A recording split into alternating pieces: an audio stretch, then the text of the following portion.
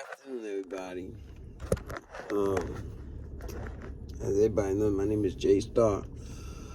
I hope you guys are having a blessed day.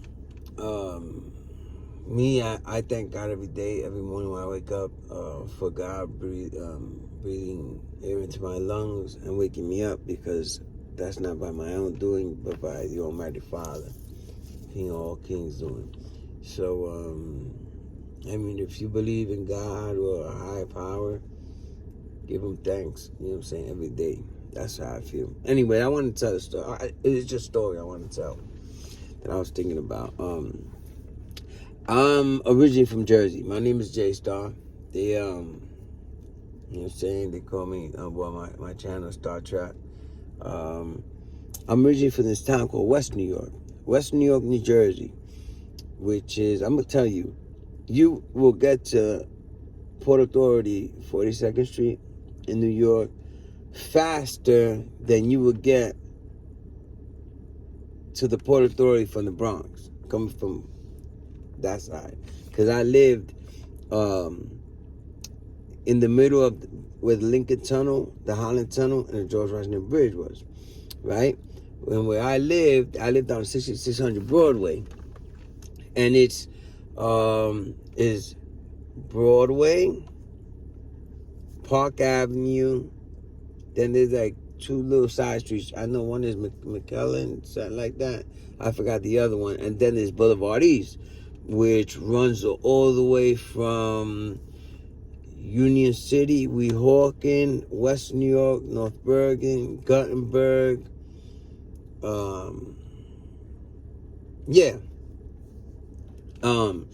And this street is like the second street. Well, it's the last street, and then there's Cliffs, right? And then there's River Road, which goes from West New York to Guttenberg, North Bergen, Edgewater, Fort Lee, right? And then that's where you catch the George Washington Bridge. So, but on Boulevard is a beautiful sight, even on Riverview, of course, because it's closer. But on Boulevard East, you stand right there, the sidewalk, they make benches. It's beautiful. Like, probably that's the only place where Caucasian people live. Anyways, and we used to go there to see the fireworks every 4th of July when I was younger. There was no internet back then. As you can tell, I got grades, but I'm not that old. But I won't say my age. But this was like in the 80s, late 80s, right? And you see the whole New York skyline.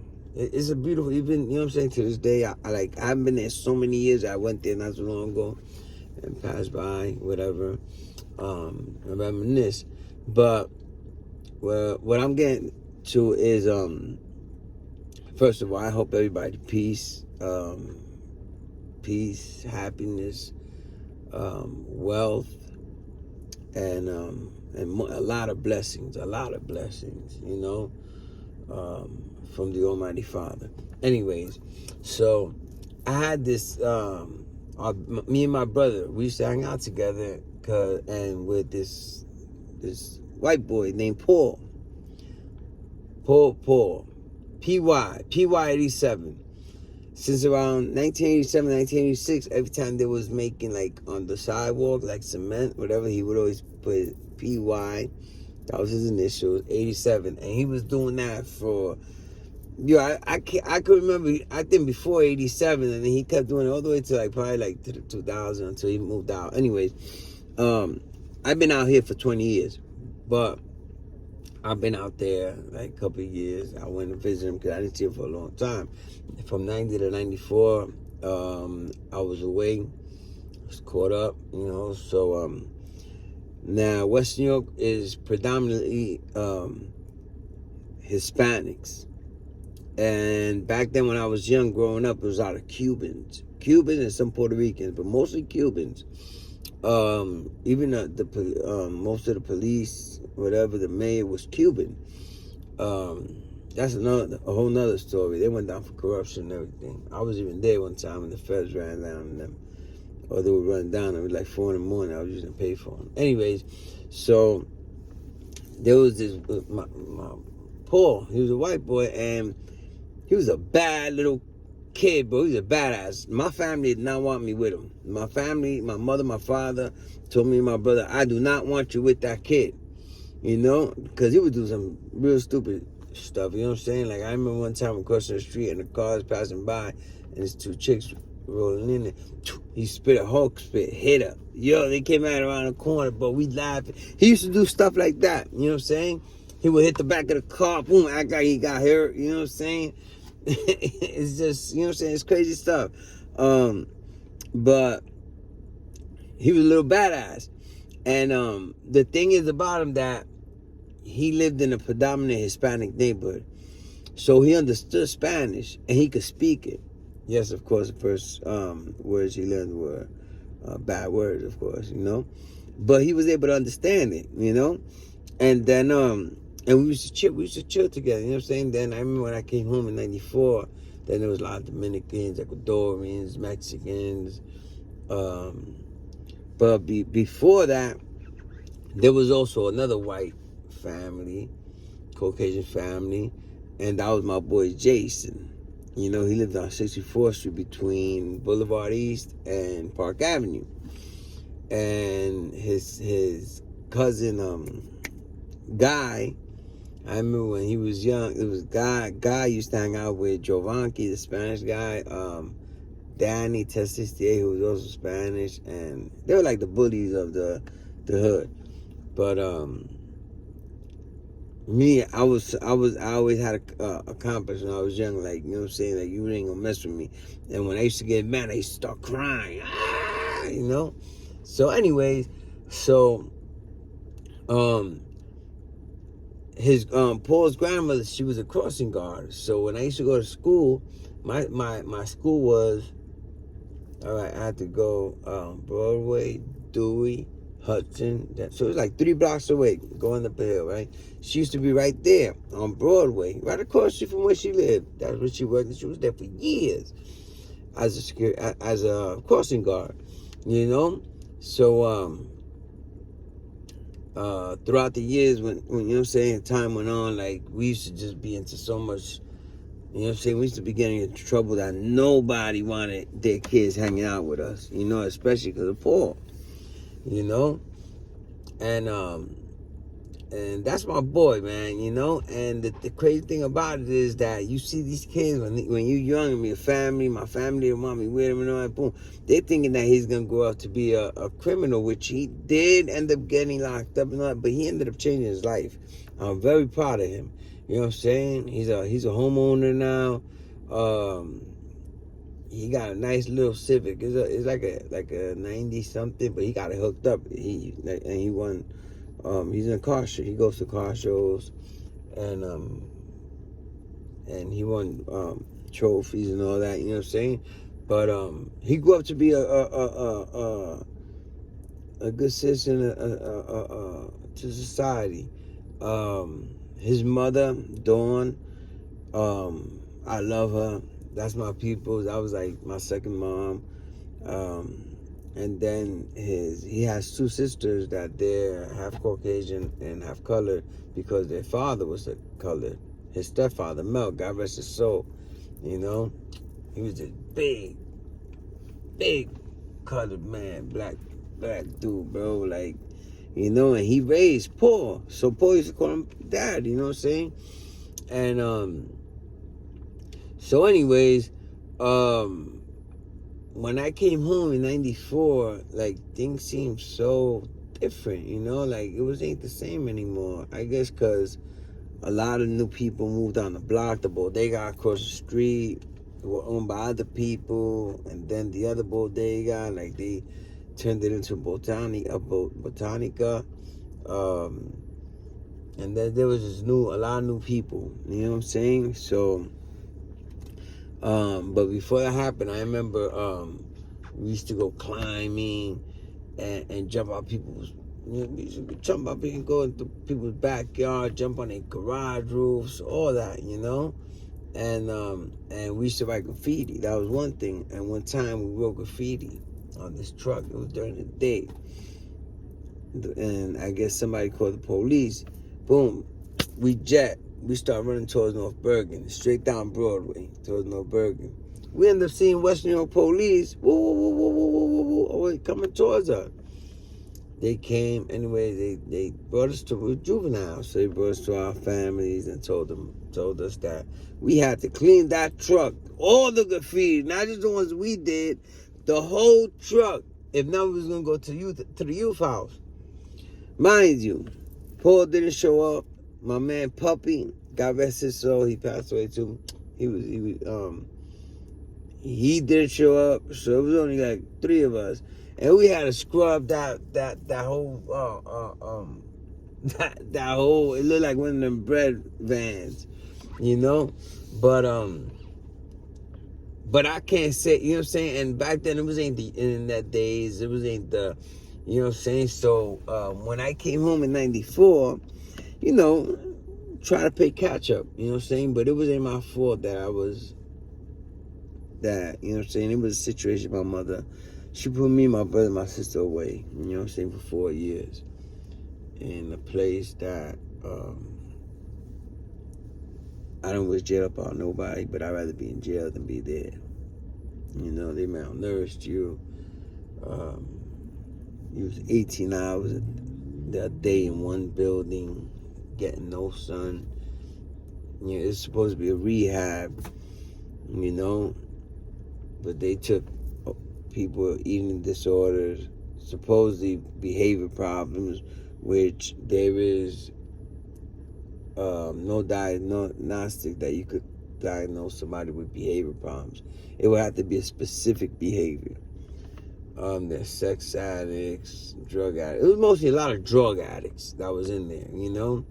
When I went in there, I was like, I don't do drugs. I was only 13. I just turned 13. You know what I'm saying? I was 12 years old when my mother put me in there, man.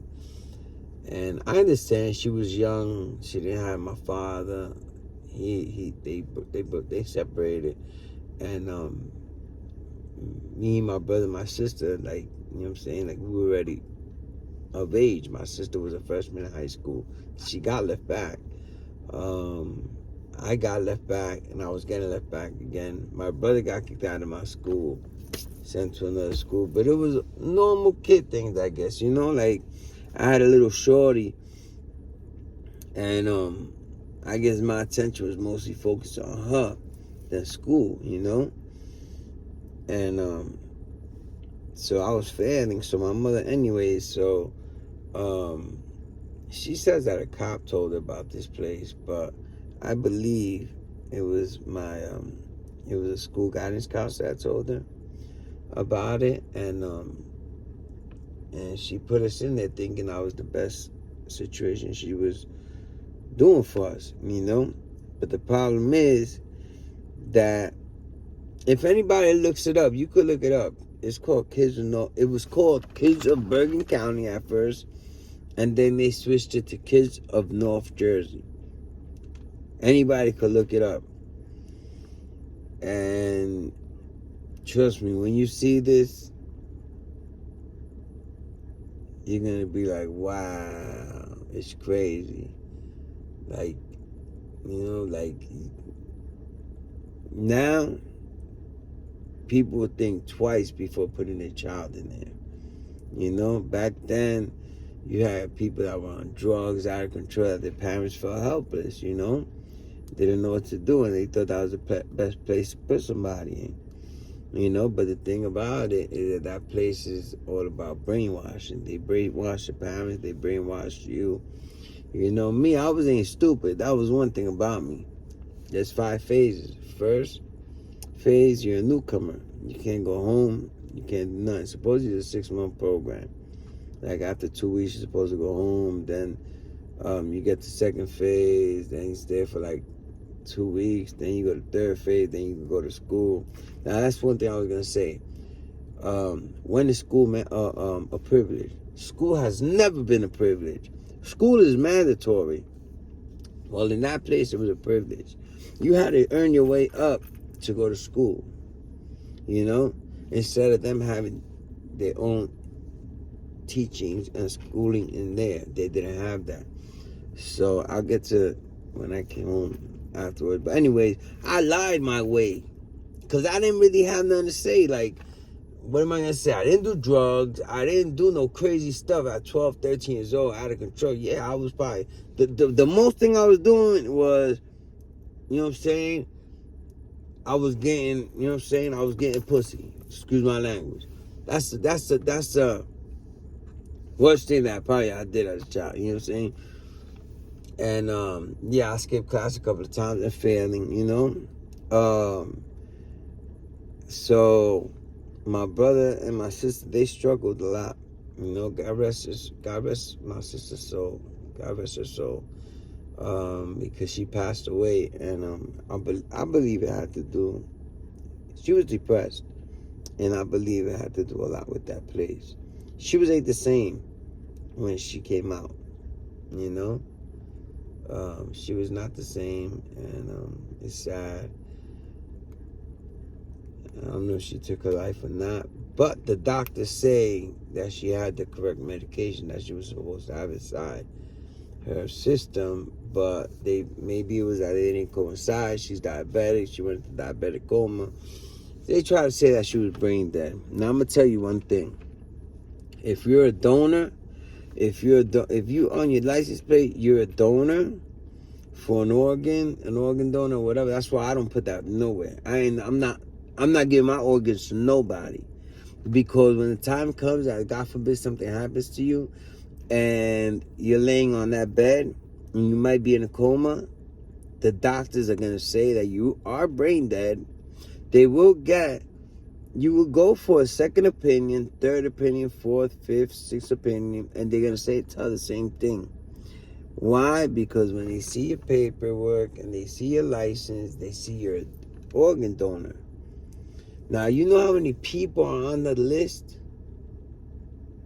And people that are paying millions of dollars for that organ? So that's why I felt when I told my mother, she said, oh, the doctor said she brain dead. I said, Ma, give it time. She can't come out of it. No, this and that. I said, wow. She took off the machine. She unplugged. They told her to unplug the machine. Boom. Next thing I couldn't find out, she was an organ donor. The day she passes away,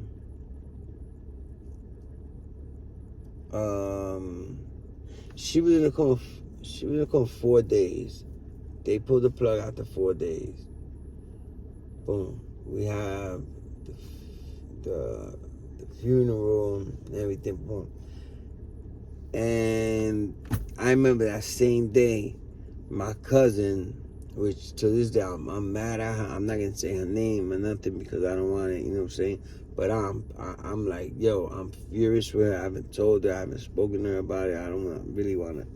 But right away she was like, oh, like praising the fact that, oh, even though my sister passed, her cousin, even my cousin passed, but she's living through somebody else because somebody just received her kidney. And it's that you see how fast when you die and you're organ donor, boom, they call real quick. Listen, we got this piece for you. We got a heart, we got a kidney, we got a lung, we got a liver, whatever, you know. So my suggestion to you guys, anybody, do not put down that you're an organ donor, you know. Anyways, so yeah, so I came home in 94. I tried to play catch up.